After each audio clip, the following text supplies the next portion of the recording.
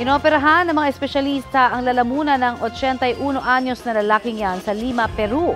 Kwento ng isang surgeon, 4 na araw nang inirereklamo ng senior citizen ang masakit at hirap na paghinga. Nang tingnan po ang x-ray, ayun, may nakabara palang pustiso sa lalamunan niya.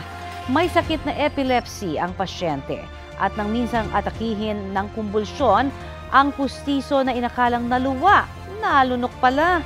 Naalis naman po ng mga doktor ang pustiso na bumara sa kanyang hypopharynx. Na-discharge na rin mula sa ospital ang lalaki. Itinaas ang speed limit sa ilang expressways sa bansa. Mula sa 60 km per hour, 80 km per hour na ang ipatutupad na speed limit sa mga diretsyong daan sa NAIA Expressway at Skyway Stage 3. Epektibo ito sa NAIA X simula ngayong araw at sa January 20 naman sa Skyway Stage 3. Ayon sa operator nitong San Miguel Corporation Infrastructure, layo ng adjusted speed limit na mapabilis ang biyahe ng mga motorista habang tinitiyak ang kanilang kaligtasan.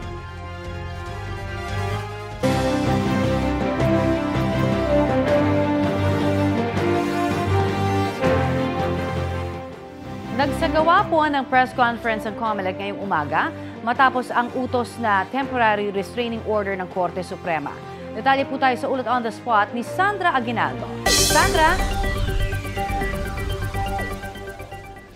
Yes, Connie, tiniyak nga ng COMELEC na tuloy ang automated elections natin sa Mayo sa kabila po ng pinalabas na temporary restraining order ng Korte Suprema para doon sa 5 aspirants na hindi po nakasama ang pangalan sa iniimprentang balota ng COMELEC. At Connie, aminado rin ng COMELEC na mabigat sa kanila yung naging desisyon ng Korte Suprema kasi January 6 pa nag-iimprenta ng balota ang COMELEC at kagabi nga ay agad itong ipinahinto ng COMELEC matapos pong lumabas yung TRO mula sa Korte Suprema. 6 million ballots na raw ang naimprenta at ito ay para sa national position o yung balota sa pagkasenador. Sa estimate po ng COMELEC ay nasa 150 million pesos ang halaga nito kasama na yung pasweldo sa tao at iba pang gastusin related dito. Nilinaw rin ng COMELEC na hindi pa nag-iimprenta ng balota para sa local positions gaya ng congressman, governor at iba pa. Isa sa 5 nabigyan ng TRO ay si Zubair Gintum Mustafa. Ito po ay senatorial aspirant kaya kailangan isama yung kanyang pangalan doon sa listahan ng mga pagbobotohan sa pagkasenador. Ayon sa COMELEC, bagamat nagpaghandaan nila ang posibleng paglalabas ng TRO ng Supreme Court, hindi nila inasahan na may madaragdag pa sa pangalan ng senatorial candidates dahil sinala na nila itong mabuti. Gayunman, susunod daw sila sa Korte Suprema. Yun nga lang, kailangan daw baguhin muna ang Election Management System o EMS at maging ang database ng candidates. Nangangahulugan din daw ito na kung sisingit ang pangalan ni Mustafa sa alphabetical arrangement ng pangalan sa balota, merong magbabago sa numero ng mga aspirant na kasunod niya. Ipinahinto na kagabi ng COMELEC ang printing ng balota. Tumasa sila na makakapagpatuloy ang printing sa Lunes o sa Martes. Yun nga lang, sabi po ng COMELEC, ay may ilan pang kaso ng pagpapila sa Korte Suprema na nakabinbin at umaasa raw sila na sana ay hindi na gaano pang maaantala ang pag-iimprenta nila. Connie, sa ngayon, ang sinasabi ng COMELEC ay 2 weeks yung nawala sa kanila kasi nga January 6 pa sila nagsimulang mag-imprenta. Ngayon man ay hahabulin daw nila ito at gagamit pa rin sila ng iba pang makina ng National Printing Office. At kaugnay naman po sa balota na naimprenta na, ito po daw ay ire-report nila sa Commission on Audit at kailangan ng sirain para mawalay agam-agam na maaari pa itong magamit. So Connie, yan muna po ang pinakahuling ulat mula dito sa COMELEC. Connie? Maraming salamat, Sandra Aguinaldo. Kaugnay naman po sa pagpapatigil ng pag-imprenta ng mga balota para sa eleksyon 2025, makakapanayan po natin si COMELEC Chairman George Garcia. Welcome po sa Balitang Hali, Chairman Garcia. Si Connie Season po ito. Magandang tanghali po, Ma'am Connie, sa mga kababayan natin, magandang tanghali po. Tama po ba, kanina sa report po ni Sandra, maaari ho kayong mag-resume ng pag-iimprenta by Monday? Tama ho ba yon? Hopefully po sana, Ma'am Connie, dahil pinaparas na po natin yung mga dapat lahat gawin, lalo na yung pagsasama po ng pangalan ng nakakuha ng TRO na isang senatorial candidate. At syempre, pati po yung ating pong election management system, pati po yung database, kasama na rin po yung pagbabago ng lahat ng ballot phases ng buong bansa na gagawin.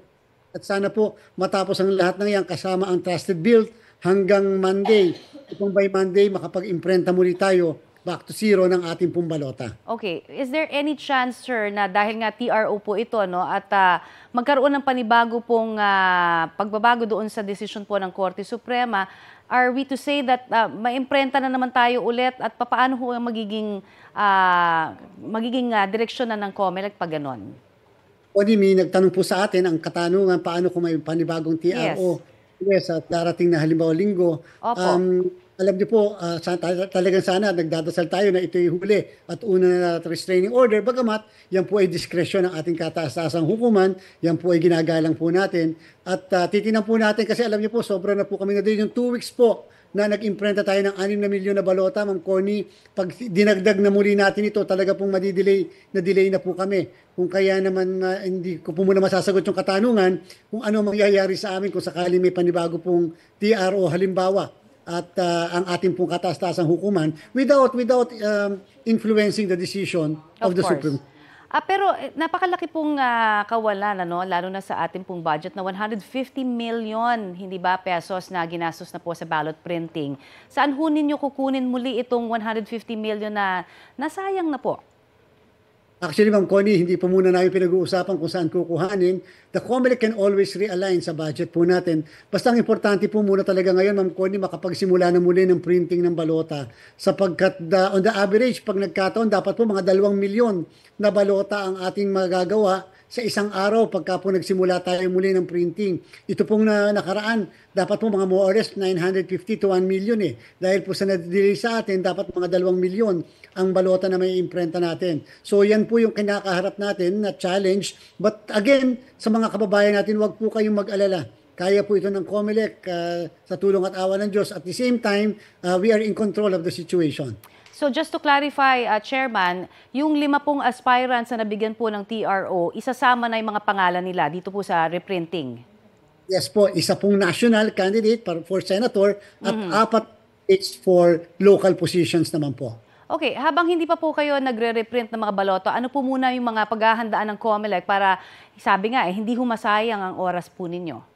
Aliban po doon sa ating aayusin patungkol sa printing ng balota muli at yung mga ballot faces, syempre po pinaghahandaan na namin yung training ng mga electoral board members. Halos 1 milyon po yan sa buong bansa na mga miyembro po ng DepEd.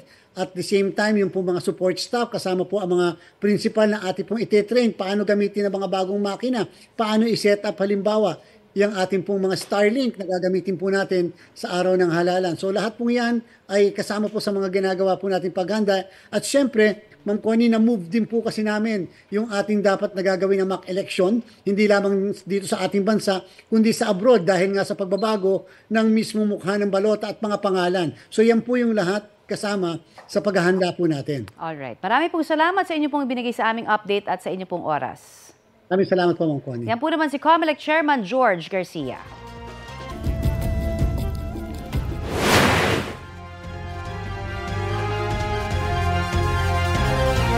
Dalawang manggagawa ang patay matapos matrap sa nasusunog na warehouse sa Barangay Ilang, Davao City. Ang mga biktima pawang mga lalaki at nasa edad 19 at 20. Batay sa inisyal na investigasyon, aabot sa mahigit 8 milyong piso ang pinsala ng sunog kahapon. Inaalam pa rin ang sanhi ng apoy. Tumangging magbigay ng pahayag ang mga may-ari ng warehouse. Update sa ibinalita naming rambulan ng 2 grupo ng kabataan sa Cebu City kahapon. Gusto na silang pagbawalang sumali sa Grand Parade ng Sinulog Festival. Ayon sa Sinulog Foundation Incorporated na organizer ng Sinulog Festival, naalarma sila sa batuhan at habulan ng grupo sa Sinulog sa Kabataan sa Dakbayan noong January 12. Ayaw na nila itong maulit lalo't ang Sinulog Grand Parade ay paraan daw ng pagbibigay pugay kay Senyor Santo Niño. Ipatatawag daw ng Sinulog Foundation ang kinatawan ng 2 grupo para siguraduhing hindi na ito maulit.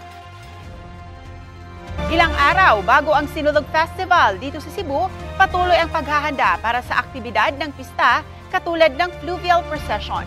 Ang may init na balita hatid ni Alan Domingo ng GMA Regional TV.